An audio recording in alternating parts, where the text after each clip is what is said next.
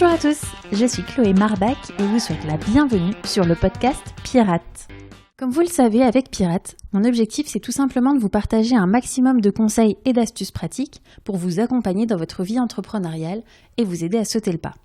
Alors quoi de mieux que d'interviewer Clara Deletra, cofondatrice de Switch Collective, l'entreprise qui vous aide à redonner du sens à votre vie professionnelle.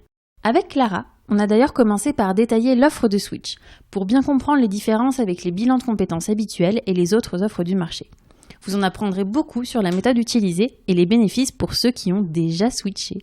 Ensuite, Clara nous dévoile les coulisses de la création de cette entreprise, livrant de nombreux conseils au passage, comme le fait par exemple d'adresser un problème plutôt que de se concentrer sur une idée, ou encore la nécessité des compétences commerciales. Vous m'excuserez pour ma voix enrouée et rauque dans l'épisode, tout simplement liée au rhume que j'avais au moment de l'enregistrement. Allez, je vous laisse découvrir mon échange avec Clara Deletra, cofondatrice de Switch. Bonjour Clara, comment vas-tu ? Ça va bien, merci Chloé. Écoute Clara, c'est un immense honneur de t'avoir sur le podcast. Faut savoir, pour la petite confidence, que Béatrice et toi, vous êtes les toutes premières à qui j'ai envoyé mon mail au lancement du podcast parce que j'avais vraiment très envie de vous interviewer. Ouais. Donc je suis vraiment super contente et un grand merci de nous accorder ce temps. Et écoute, sans plus attendre, est-ce que tu peux nous expliquer ce que c'est que Switch Collective, l'entreprise que tu as cofondée avec Béatrice ? Oui, alors si tu le permets, peut-être que je vais juste expliquer ce qui nous a amené à créer Switch avec Béa, effectivement, pour expliquer du coup ce qu'on fait. Ok, pas de souci. En gros, ce qu'on fait en deux mots, c'est que on apprend aux gens qui ont envie de changement dans leur job à inventer le parcours qui leur correspond. Et en fait, tout ça, ça nous est venu à la base, ça vient vraiment de nos histoires personnelles à Béa et à moi, parce qu'on a chacune des parcours assez différents. Elle a plutôt bossé en grand groupe, en conseil, essentiellement ça, on va dire. Et elle s'y retrouvait pas du tout en termes d'environnement de travail, en termes de sens par rapport à ce qu'elle faisait.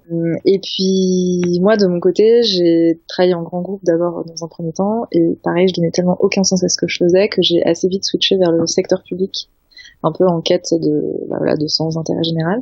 Et c'était super, sauf que au bout d'un moment, on va dire que les lourdeurs administratives et les résistances au changement un peu inhérentes au secteur public ont eu raison de mon enthousiasme. J'ai voulu partir. Et en fait, franchement, ça avait été dur à l'époque parce que je me disais en fait, je suis inadaptée au monde du travail, j'arrive pas à me sentir vraiment bien quelque part et tout. Et quand on s'était rencontrés avec Béa, du coup, il y a 4-5 ans maintenant, ça avait été un grand soulagement parce qu'on avait pu partager un peu tous nos questionnements, nos doutes et se rendre compte qu'on les partageait. Et puis, observer autour de nous que finalement, il y avait de plus en plus de gens qui partageaient ces doutes-là. Ça nous avait beaucoup frappé quand on était tombé sur ce chiffre qui disait que 95% des salariés français se disent désengagés de leur travail. Ouais, ce qui est un chiffre énorme. Énorme, tu vois, exactement. C'est vraiment un vrai mouvement, en fait, qui traverse toutes les générations, en plus pas seulement la génération Y, comme on peut souvent l'entendre. Et voilà, et puis en parallèle de ça, on observait aussi, l'accélération technologique, l'impact que ça a sur le monde du travail, le fait que, potentiellement, d'ici à 10 ans, 50% des jobs d'aujourd'hui pourraient avoir disparu. Donc,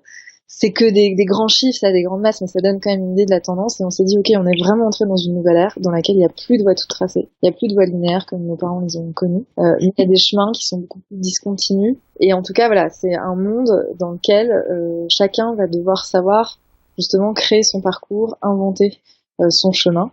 Et nous, c'est ça qu'on appelle switcher. En fait, c'est pas juste changer, tu vois, du tout au tout, vous zapper d'un job à l'autre. C'est vraiment se reprendre en main sa trajectoire, se poser les bonnes questions pour créer le parcours qui vous correspond. Et du coup, c'est pour ça qu'on a monté Switch. Et dans ce cadre-là, on a créé un premier programme de formation qui s'appelle Fais le bilan calmement, qui est en gros une espèce de, pour le dire avec des mots qu'on connaît, des références qu'on connaît, une espèce de bilan de compétences, mais alors vraiment nouvelle génération. Donc en tout cas une alternative au bilan de compétences classique. Et là on embarque en fait des gens qui se posent des questions, qui ont envie de changement dans leur job, qui savent pas forcément où ils en sont, qui savent pas ce vers quoi ils ont envie d'aller, mais qui ont envie de changement mais qui savent pas forcément par quel bout ils pourraient le prendre. Et nous on leur apprend à se poser les bonnes questions, à définir ce vers quoi ils ont envie d'aller et à vraiment passer de la réflexion à l'action. Et très concrètement, c'est une aventure qui dure environ 8 semaines. Et on embarque des promos de 40 personnes pendant 8 semaines. Elles reçoivent un mail tous les jours avec du contenu, des exercices à faire, et puis on se retrouve 1 à 2 fois par semaine avec tout le groupe pour des ateliers et tout qu'on a conçu et tout un cheminement qui est hyper riche. Voilà. Et du coup, le profil de personnes qui viennent switcher, qui est-ce que c'est? Est-ce que tu as beaucoup de jeunes? Est-ce qu'il y a des catégories un petit peu comme ça? Ou est-ce qu'au final, tu as un mélange qui est assez hétérogène? Alors, il y a à la fois de l'homogénéité et de l'hétérogénéité sur certaines choses. C'est pour le coup vraiment tout secteur confondu. Et donc, c'est ça qui est chouette. C'est-à-dire que tu as vraiment des horizons très différents, des gens qui vont, être ingénieur ou bosser dans le marketing, ou être chorégraphe ou graphiste, ou tu vois, c'est très très varié. Et pareil, les secteurs, pareil, l'énergie, le journalisme, t'as vraiment de tout. Et c'est ça qui fait la richesse, c'est de se frotter et de rencontrer des gens comme ça qui ont beaucoup de backgrounds vraiment différents. Après, c'est quand même 70% de gens qui sont entre 28 et 40 ans. Donc tu vois, il y a quand même un truc un peu 30, enfin, en tout cas entre 30 et 40 ou un peu moins. 20% de gens qui ont plus de 40 ans et 10% de gens qui ont moins de 28 ans, enfin, entre 25 et 28. Voilà, après il se trouve qu'aujourd'hui c'est un petit peu plus féminin que masculin, mais après il y a quand même plein de mecs et c'est très bien comme ça, parce qu'on peut faire un truc que pour les filles. Et voilà, et c'est 80% de gens qui sont en activité, donc qui ont un job par ailleurs, et 20% qui sont en transition, donc entre deux jobs, à la recherche d'opportunités, ou qui ont eu envie de faire un break, une pause, en gros. Et du coup, à la fin, qu'est-ce qu'il advient des switchers? Comment est-ce qu'ils switchent? Alors, déjà, ce qui est intéressant, parce qu'on a fait une petite enquête l'été dernier auprès de justement la communauté de tous les anciens. Alors évidemment, tout le monde n'avait pas répondu, mais on avait eu quand même près de 1000 réponses, donc là, ça commence quand même à être significatif. On a 90% des gens qui, à la suite du programme, nous disent switcher dans l'année. 2 tiers qui switchent dans les 6 mois et 1 tiers qui switchent dans les 3 mois. Donc il y a un vrai... C'était important pour nous et enfin voilà, on était vraiment hyper heureux de constater que ça avait un vrai impact. Après, nous, la définition qu'on donne au terme switcher, c'est pas toujours, ça se traduit pas toujours par un changement de job, même si c'est vrai que ça peut, et c'est souvent le cas, mais pas que. Ça veut juste dire, est-ce que je me sens alignée avec ce que je fais aujourd'hui?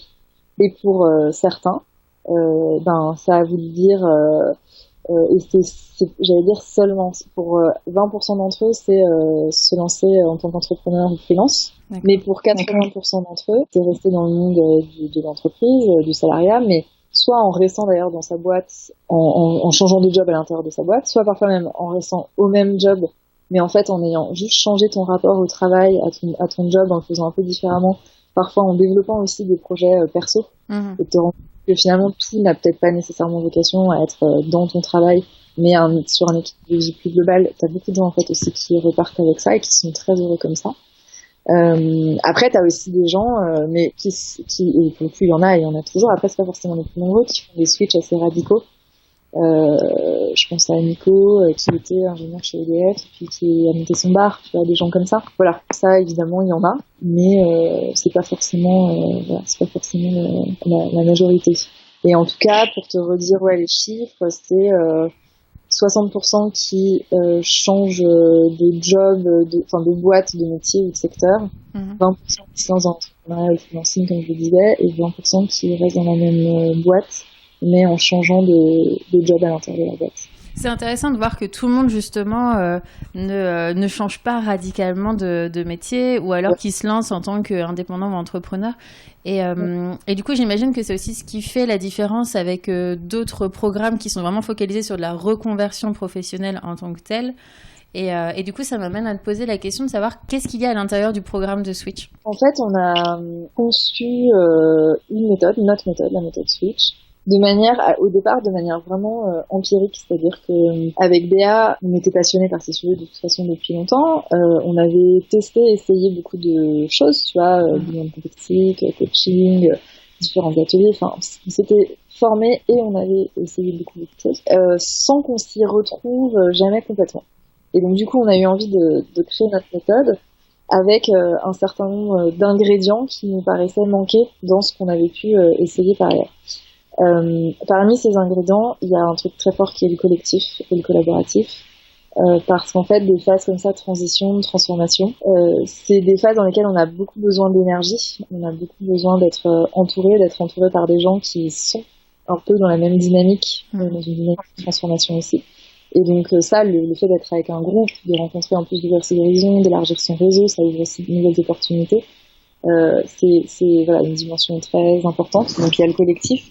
Il y a le fait aussi de faire quelque chose de très ancré dans le quotidien, dans le concret et le passage à l'action. Donc c'est pour ça que tous les jours, pendant les 8 semaines, tu reçois un mail avec des exercices super concrets à faire, te faire avancer dans ta réflexion. Il y a le fait aussi que ce soit quelque chose de très riche et pluridisciplinaire qui va piocher du coup plein d'outils issus du coaching, du développement personnel, mais aussi de la psychologie cognitive, entrepreneuriat, design thinking. Voilà, et puis aussi méditation, sophrologie, etc., etc. Et puis on voulait aussi quelque chose de très ouvert sur le monde de demain, tu vois, ouvrir les gens sur toutes les transformations en cours, tout ce qui est en train de se passer. Donc tout ça, c'est un peu ce qui fait, en tout cas, la différence de notre méthode avec ce qui existe par ailleurs. Et après, très concrètement, le programme, en fait, il est designé en des phases différentes. Tu as une première phase qui est une phase d'introspection, pendant laquelle tu apprends à mieux te connaître, à identifier du coup tes super pouvoirs, tes forces. Ça, pour le coup, c'est assez classique, j'allais dire, sauf qu'on essaie de le faire de manière pas classique. Mais voilà, en tout cas, de mieux te connaître, d'identifier aussi tes peurs, tes blocages dans cette phase d'introspection, et puis évidemment d'apprendre à les dépasser. Après, tu rentres dans une seconde phase qui est une phase d'exploration. Une fois que tu te connais un peu mieux par rapport à ce que tu as fait dans le passé ou ce que tu fais dans le présent, à la fois dans ta vie pro et perso d'ailleurs, dans cette phase ensuite d'exploration, tu apprends à découvrir potentiellement des nouvelles facettes de toi qui sont peut-être là en germe ou en gestation, mais qui n'ont pas encore vraiment qui n'ont pas pu éclore. Exactement, qui n'ont pas pu éclore. Et donc là, c'est toute une phase hyper sympa en plus qu'on essaie de faire un peu à plusieurs et tout, où justement t'es obligé d'aller t'ouvrir et de tester plein de choses, et plein de nouvelles choses. Donc ça, c'est la phase d'exploration. Et ensuite tu rentres dans une phase un peu de convergence après avoir beaucoup divergé, pendant laquelle tu construis ta boussole. Donc qu'est-ce qui a du sens pour toi, c'est quoi tous tes savoir-faire, tous tes savoir-être que tu as à disposition, c'est quoi ton environnement de travail privilégié, etc., etc. Et tu construis ta boussole, ce vers quoi tu as envie d'aller. Et tu as des pistes, du coup, des projets concrets qui émergent. Et ensuite, dernière phase, passage à l'action, on t'apprend à, ok, j'ai des pistes à tester. Comment est-ce que je sais du coup ce vers quoi j'ai envie d'aller? La seule manière, c'est de passer concrètement à l'action et de tester dans le concret, et donc on t'apprend à le faire. C'est marrant, ça me fait vraiment penser à la méthode, parce que moi je travaille en innovation, et du coup ça se rapproche vachement du design thinking, où justement tu as toute cette phase exploratoire, cette phase, on va dire, normalement c'est de l'idéation avec divergence, convergence, et après où tu testes, et je trouve que c'est super intéressant de se l'appliquer à soi en fait, pour apprendre à se découvrir et savoir ce qui pourrait nous convenir. C'est tout à fait ça. C'est pour ça que je te disais qu'on s'était inspiré sur design thinking, appliqué effectivement à une matière un peu particulière qui est soi-même. Sur l'humain. En général, les personnes qui viennent vous rencontrer, elles se posent quoi? Enfin, toi, genre les 3-4 questions que tu entends le plus, parce que au final, j'ai l'impression que tout le monde se pose un petit peu les mêmes questions. Et ce qui est sympa justement dans le côté collectif que tu disais, où ça permet à la fois de rencontrer des personnes, mais de rencontrer des personnes qui sont un peu au même stade de vie que soi. Et toi, tu dirais que c'est quoi les 3-4 questions que se posent le plus fréquemment les gens? En fait, souvent, la première question qui se pose, c'est vraiment d'une manière ou d'une autre, et avec là des situations très différentes, mais il y a quelque chose où je ne me sens pas en tout cas pleinement satisfait dans ce que je fais aujourd'hui. Pour autant, je sais pas ce que j'ai envie de faire après. Et donc ils se demandent vers quoi je pourrais aller, parce qu'en fait finalement je me suis jamais tellement posé la question avant. Tu vois, j'ai suivi un peu la route, les trucs, j'ai essayé de faire des études, mais j'ai jamais forcément eu l'occasion vraiment de me poser cette question-là avant, de ce que j'avais vraiment envie de faire, et de ce qui était de nature à m'épanouir. Mais d'ailleurs, ça me fait penser, j'ai l'impression qu'en fait aussi avec le programme Switch, ça permet de prendre un petit peu de recul par rapport à notre vie professionnelle, là où en général on a un peu la tête dans le guidon et au final on prend pas le temps de se poser ces questions. On sait qu'il y a un truc qui va pas, mais au final on est dans notre train-train quotidien entre guillemets et on continue comme ça parce que ça roule quand même. Ben, c'est exactement ça, et c'est en général, précisément, et ça va être mon second point, c'est ça, des gens qui sont vraiment pris dans les tumultes du quotidien, et même si c'est là des questionnements qui moulinent, tu vois, en arrière-fond, bah, c'est des questionnements et une forme de petit malaise, encore une fois, qui est pas forcément, énorme non plus, hein, ça dépend des cas, mais qui est là, mais qu'on n'arrive pas à prendre le temps d'adresser. Mmh. Et donc, avec le bilan, c'est sûr que là, et c'est ça que les gens aussi viennent rejoindre, c'est une démarche structurée où tu es obligé de prendre du temps pour te poser toutes ces questions-là et de prendre du temps pour toi. Mmh. Et ça, c'est hyper important parce que, en général, je te dis, les gens se posent la question de par quoi je commence, par quel bout je le prends en fait. Je sais pas du tout par où commencer et comment aborder ce grand questionnement, tu vois, de qu'est-ce que j'ai envie de faire, à quoi je donne du sens, tu vois, à quoi j'ai envie de contribuer. Voilà, même en amont de ces questions-là, il y a vraiment ce truc de ok, mais par où je commence, bordel, pour répondre à toutes ces questions qui sont quand même sacrément complexes. Mmh. Donc voilà, et puis après les questions qui sont souvent là aussi, c'est bon, et pour autant, est-ce que c'est pas un truc idéaliste que de chercher à vouloir être épanoui dans ce qu'on fait, est-ce que c'est possible d'allier, tu vois, le fait de faire quelque chose que j'aime avec voilà, des contraintes par ailleurs financières, en tout cas logistiques, familiales, voilà. Donc après t'as aussi des questionnements qui sont plus terre à terre, quoi. Mais néanmoins tout à fait légitime. Hein. Non mais c'est clair, parce que t'as ce côté un petit peu de est-ce que j'en demande pas trop, est-ce que je suis pas un peu capricieux, tu vois, à te dire au final est-ce que ce que je demande, est-ce que je suis vraiment pas bien, est-ce que ce que je demande j'y ai vraiment le droit, est-ce que c'est légitime, est-ce que est-ce que vraiment je suis pas capricieux par rapport à ça, quoi.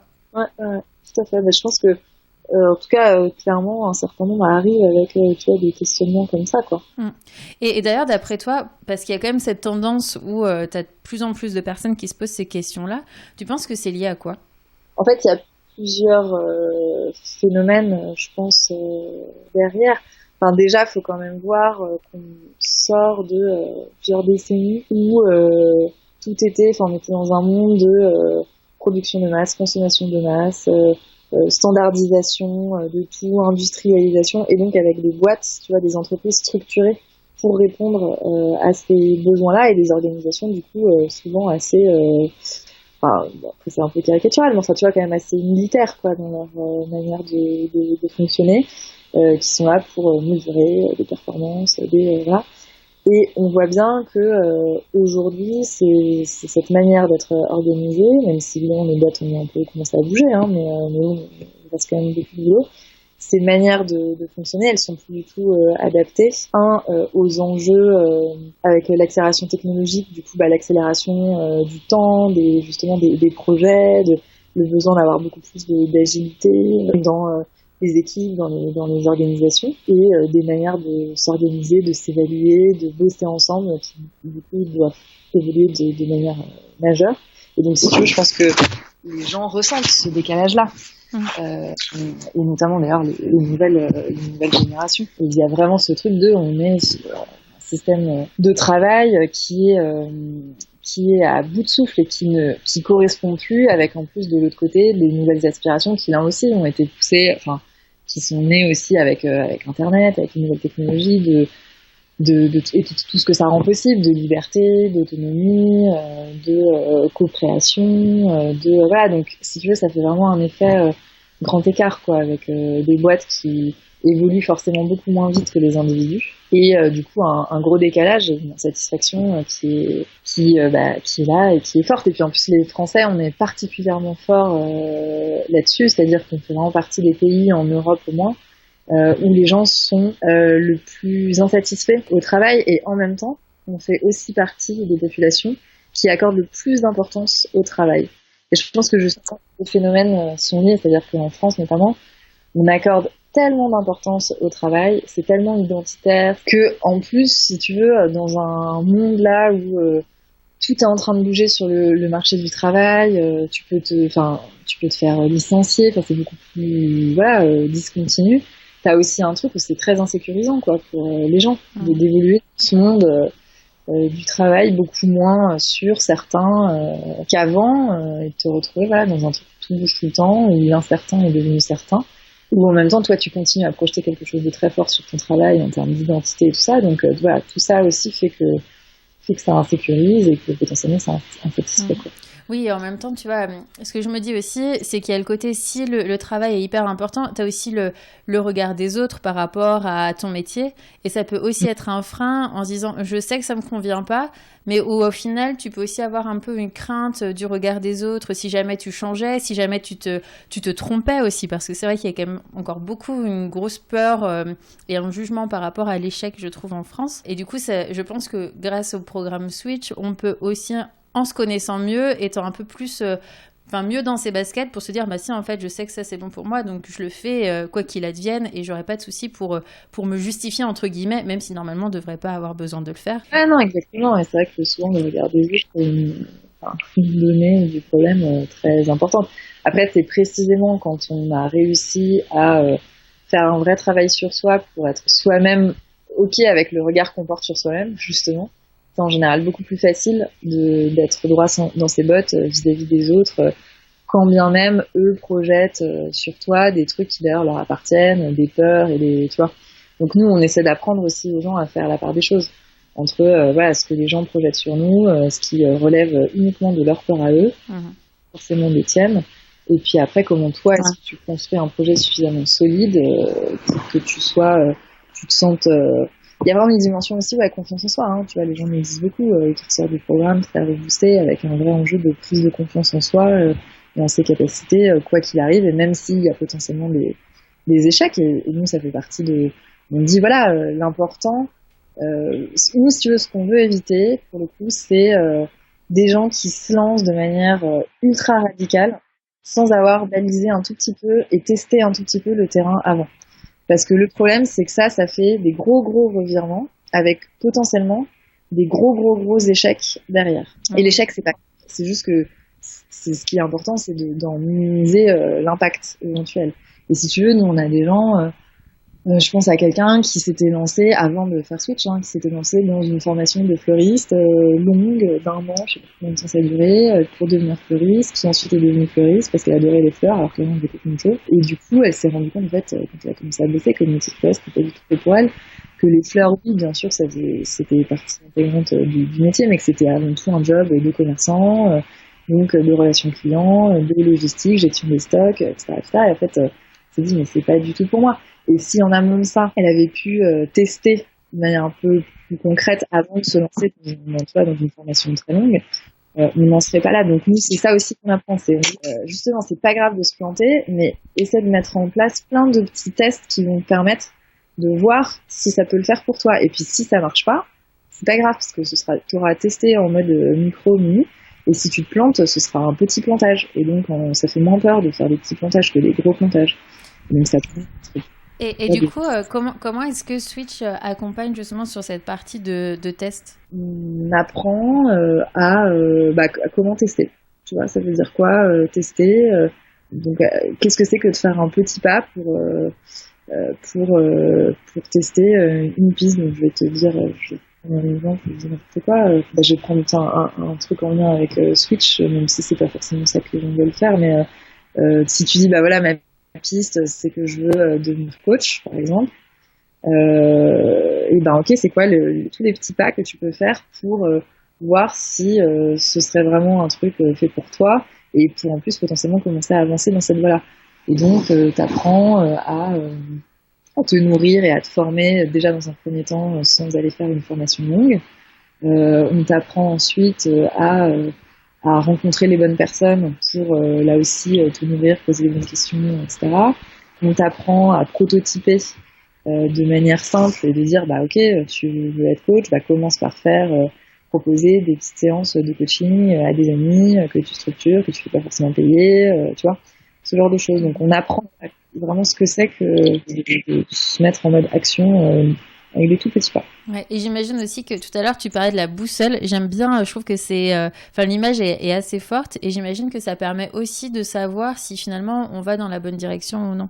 Est-ce que ça sert à ça, cet outil justement dont t'as parlé tout à l'heure? Ah oui.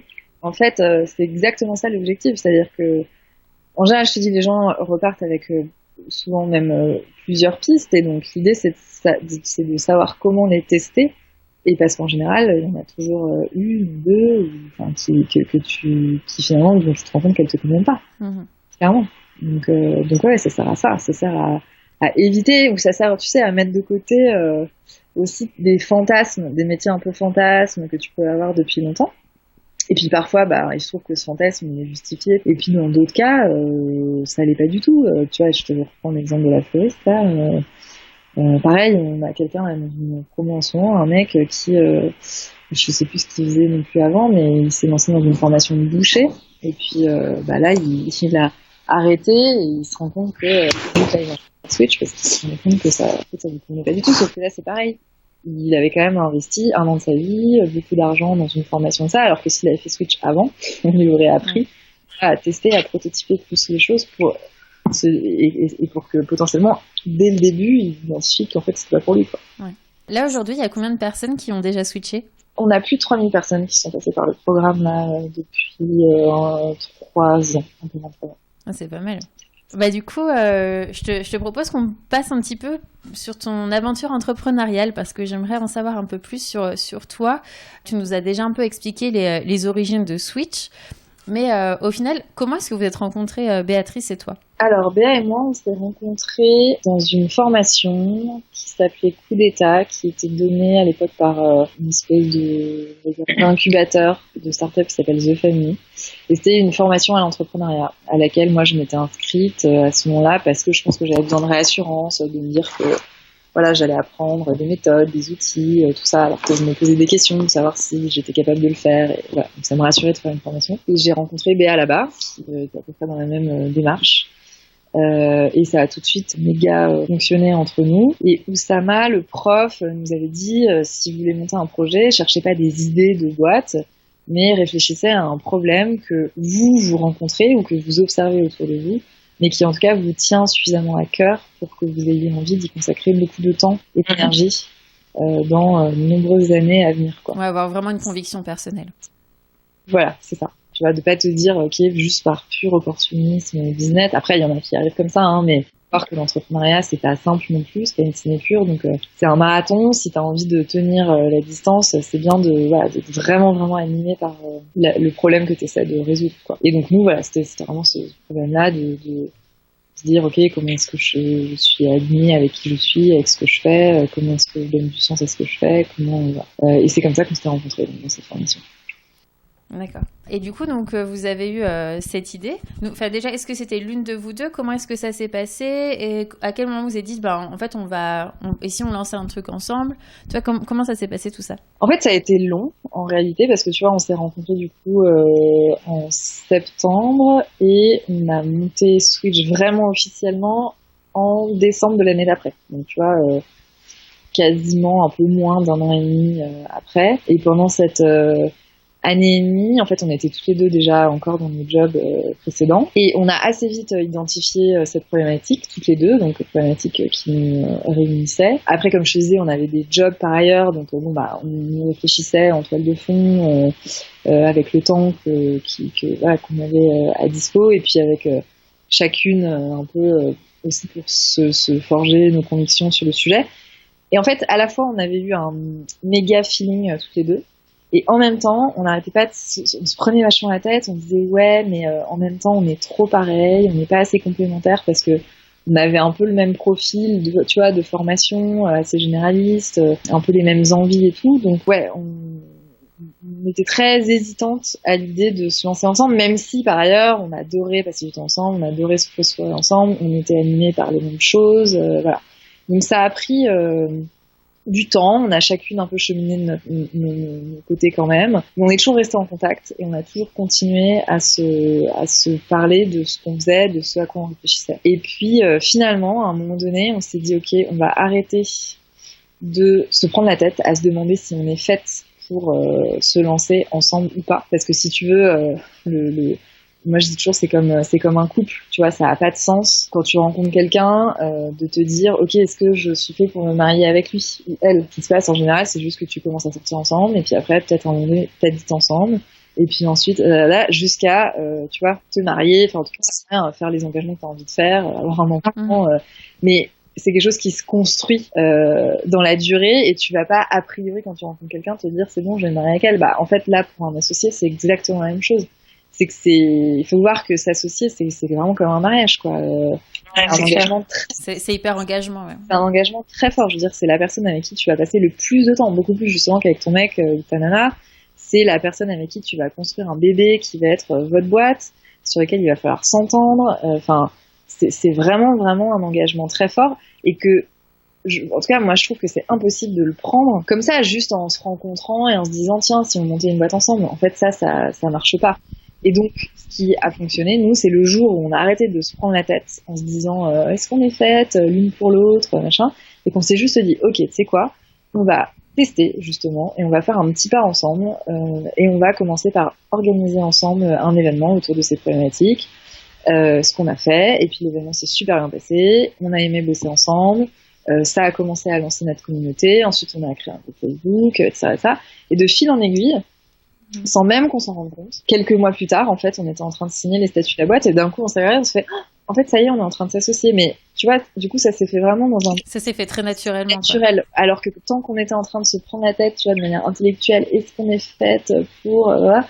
ben on n'arrivait pas à répondre à cette question. Donc moi je dis toujours déjà quand tu recherches un associé, enfin c'est comme l'amour, si t'es trop, enfin c'est toujours quand t'es en recherche que tu trouves pas, donc il y a plus un truc à être tout le temps en éveil et en mode je rencontre de nouveaux gens, mais c'est très difficile à prévoir quoi, c'est très difficile à cadrer, et puis après une fois que tu rencontres quelqu'un où tu te dis tiens pourquoi pas, ben c'est juste faut faire des trucs concrets ensemble et puis après on voit quoi. Dès le départ, est-ce que vous êtes quand même dit par exemple moi je vais m'occuper plutôt de telle partie et toi de telle partie, est-ce que vous êtes vraiment défini des rôles ou est-ce que finalement vous avez avancé un petit peu les deux en parallèle et ça s'est aussi fait naturellement? On a eu une organisation assez particulière parce que non, on s'est pas vraiment défini des rôles très précis comme ça se passe souvent. Tu vois, dans moi tu dis bah toi tu prends le marketing, toi tu prends la finance, toi tu prends les produits, toi tu prends. Ça s'est pas passé comme ça parce que typiquement tu vois sur la dimension marketing, on avait vraiment toutes les deux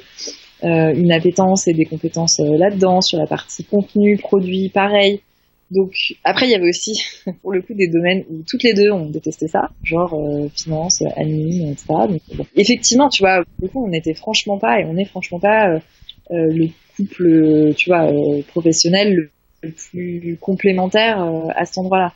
En revanche, ce qu'on a et qui fonctionne très bien, c'est que on sait hyper bien designer et imaginer des trucs ensemble, tu vois, avec nos deux cerveaux. Donc ce qu'on essaie de faire en général, c'est qu'on essaie de concevoir les choses à deux et ensuite de se répartir l'exécution.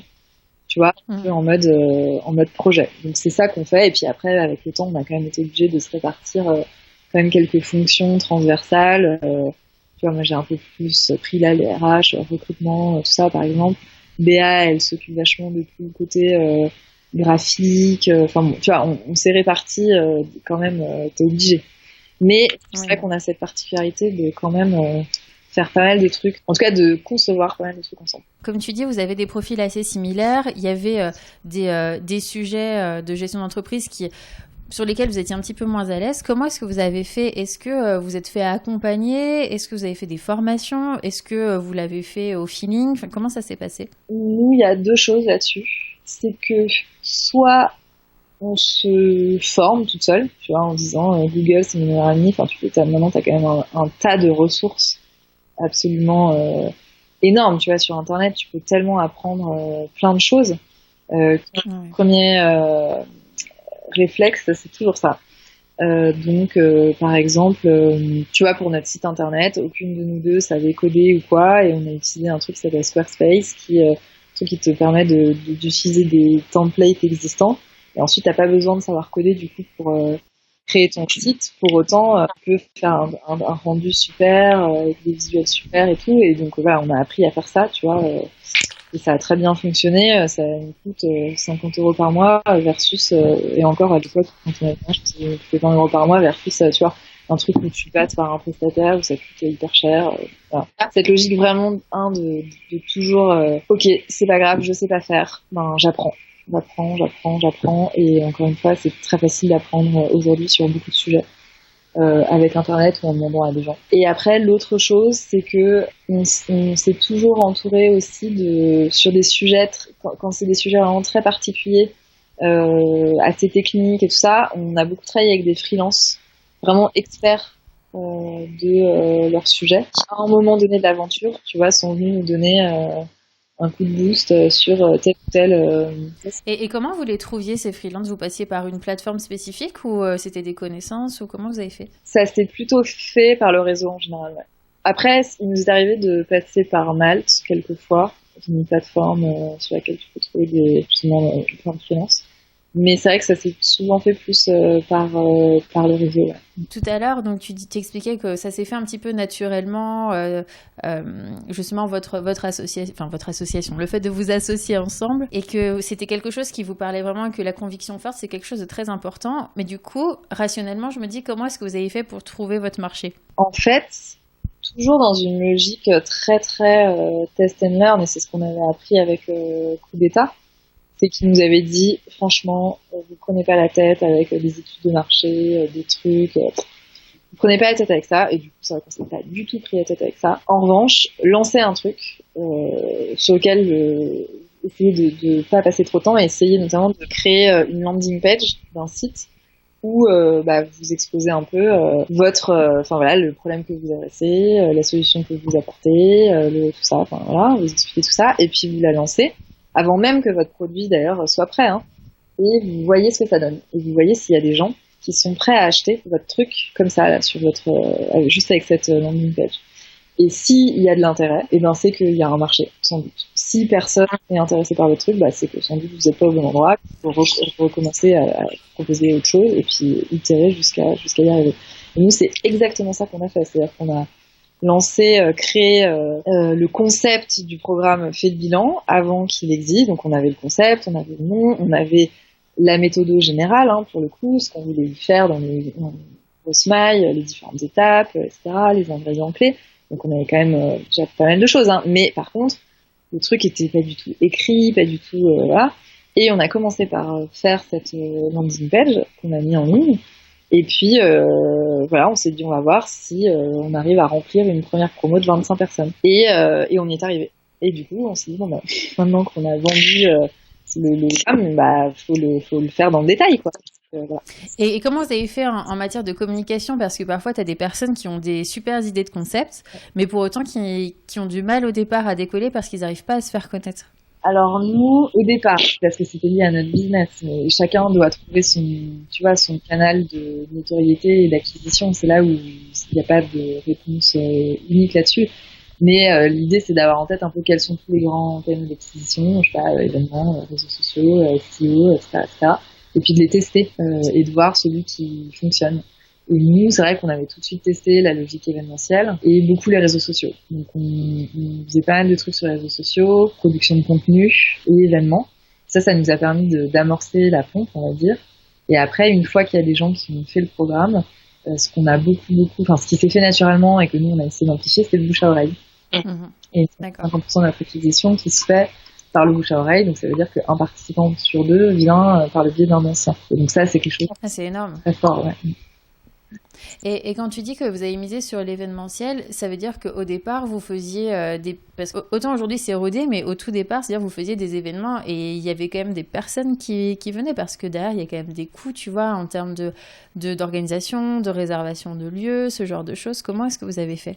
Alors, on a vraiment fait tout en mode démerde, débrouille. Donc, franchement, ça nous a coûté très peu de choses, parce que pour réservation de lieu, tous nos premiers événements et même premières salles pour la formation de ça, on n'a jamais rien payé. C'est-à-dire que On est soit passé par, là pareil, réseau, tu vois, et puis surtout, on a été voir des associations, des organisations qui avaient des salles.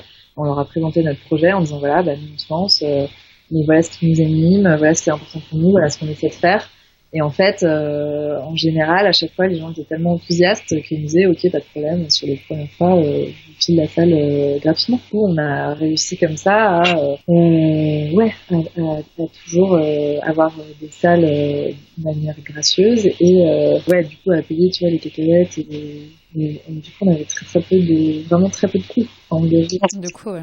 Et sur les salles de formation, on était vraiment SDF au sens où on a trimballé tous nos trucs de salle en salle, mais avec des gens géniaux qui nous ont prêté, comme on faisait ça en plus les soirs et les week-ends, tu vois, qui prêtaient un étage de leur boîte, tu vois.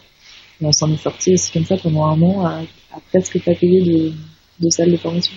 Justement, on parlait de financement et tout à l'heure tu me disais que Béatrice et toi vous étiez toutes les deux en poste et tout ça. Comment est-ce que ça s'est passé en matière de... toi vous avez quitté, c'est-à-dire vous avez quitté vos boulots respectifs. Ouais. Comment est-ce que vous vous êtes dit, en fait on arrête vraiment, on se lance dedans, et d'un point de vue financier, comment est-ce que vous avez fait pour pouvoir gérer tout ça? Sans rentrer dans l'ultra détail de l'une et de l'autre, mais Béa, elle était partie son job, puis après elle a fait une partie un peu en mode freelance pendant un temps, et ensuite un CDD, et à l'issue de ce CDD, elle a pu en fait avoir les indemnités Pôle emploi. Et moi pareil, mais sur un cas un peu différent, parce que dans le secteur public ça fonctionne différemment, mais je suis partie à la fin du coup de mon contrat, sans le renouveler, et pareil j'ai pu bénéficier du coup des indemnités Pôle emploi. Et c'est sûr que nous, pour le coup, ça c'était un point très important parce que à ce moment-là, on avait toutes les deux pas suffisamment d'économie, pas pu suffisamment bien gagner nos vies en amont et pour avoir mis des sous de côté et du coup pouvoir switcher comme ça sans l'aide de Pôle emploi. On aurait pas pu le faire sans. Et moi, je dis souvent Pôle emploi, premier business angel de France. Tu vois. C'est clair. Ça permet, voilà, ce qui est chouette parce que c'est important aussi de pouvoir financer ça. Donc nous, le seul financement dont on a bénéficié finalement, mais qui est déjà énorme, c'est ça. C'était de financer en fait d'une certaine manière nos salaires, tu vois, via Pôle emploi. Et après tout le reste, comme je te dis, on s'est débrouillé. Et là, ça va faire à peu près 3 ans que Switch existe. Est-ce que vous arrivez à vous verser des salaires? Ouais, depuis un moment maintenant. Et est-ce qu'aujourd'hui, tu as des frustrations qui te restent ou des peurs par rapport à toute cette expérience? Oui. Alors, je dirais qu'il y a 2 choses. Déjà, il y a un truc qu'on te dit toujours quand tu te lances en entrepreneur, mais dont j'avais absolument pas saisi la portée. On te dit, bon, en fait, le plus dur dans ces aventures-là, c'est l'humain, c'est, tu vois, c'est justement l'équipe, la constitution d'équipe, etc.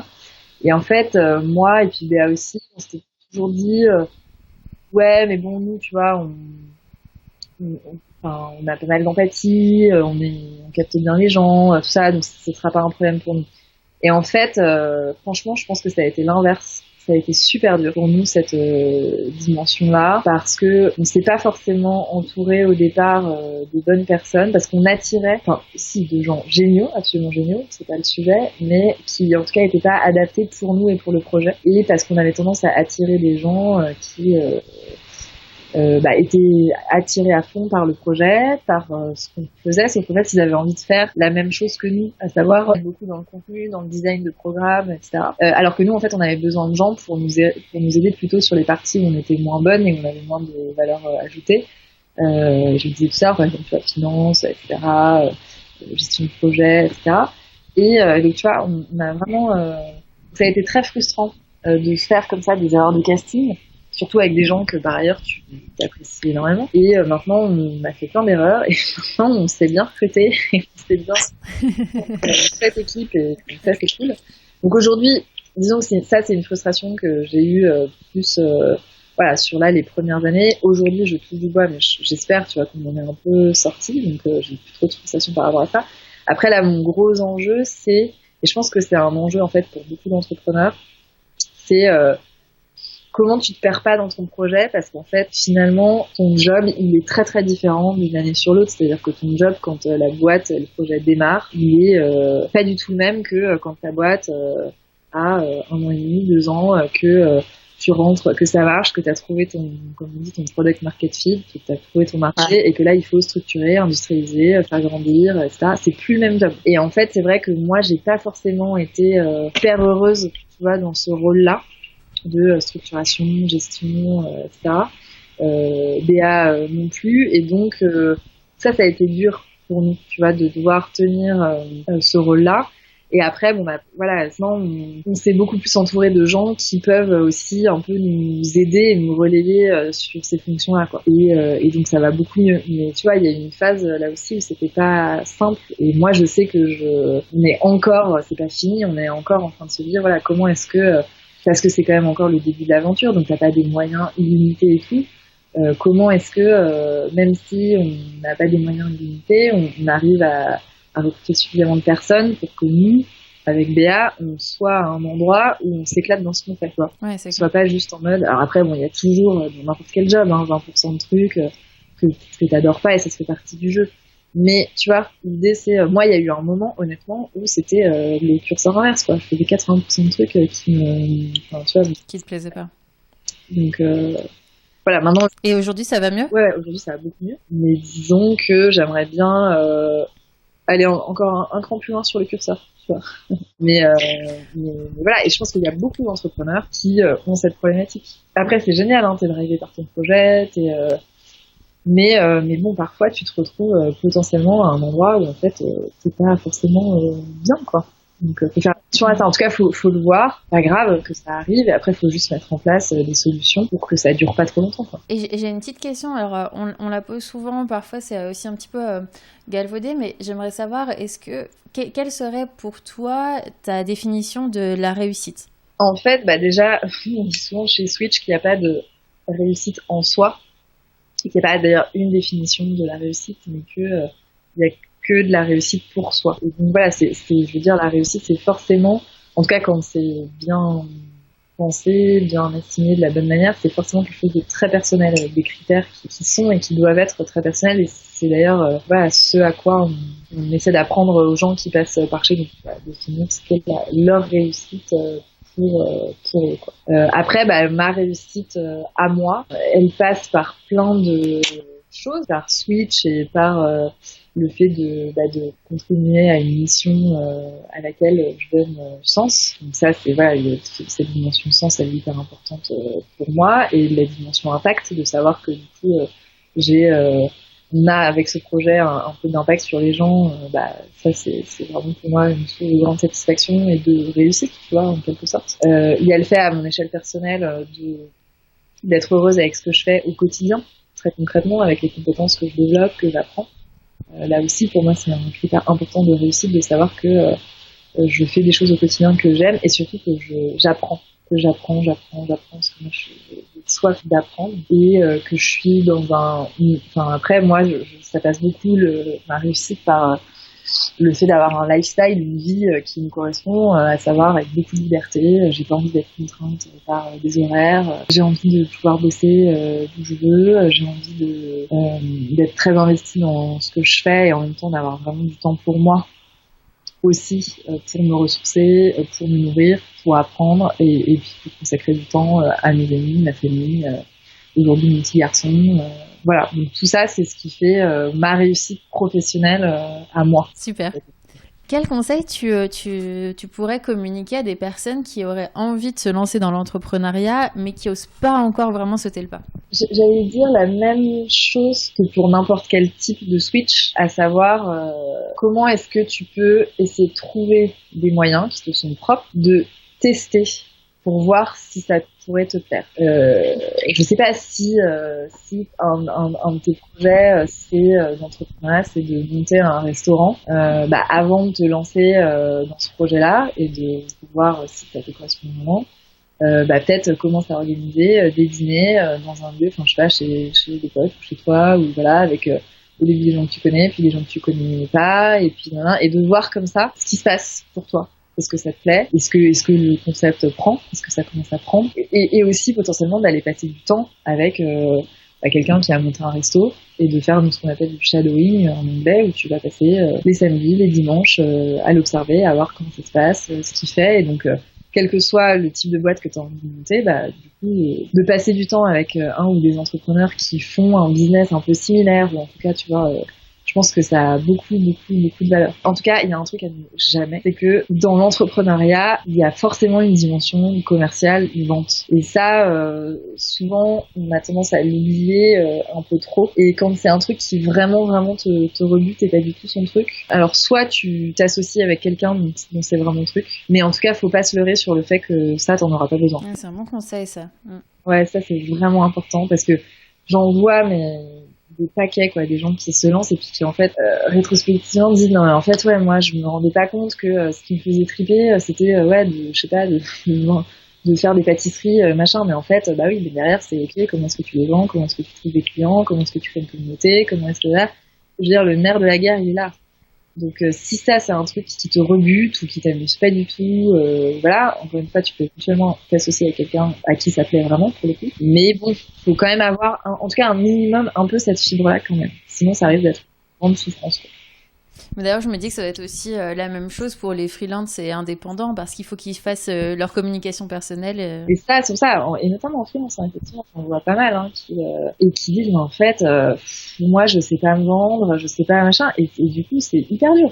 C'est hyper dur. Parce que oui, quand t'es freelance, à un moment donné, c'est ça la définition d'une certaine manière. Tu vois, c'est que au lieu de vendre ton temps en échange d'un salaire à une boîte, mais qui du coup est toujours la même, et voilà, tu es tout le temps en train de recommencer, de vendre des nouvelles missions et ça, donc c'est vraiment autre chose. Attention. Super, très bon conseil pour tous ceux qui ont envie de se lancer de cette manière-là.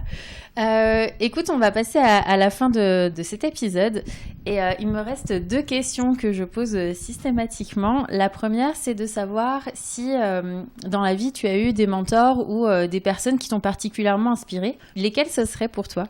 J'ai pas forcément eu de mentor pour le coup, ce qui m'a manqué d'ailleurs.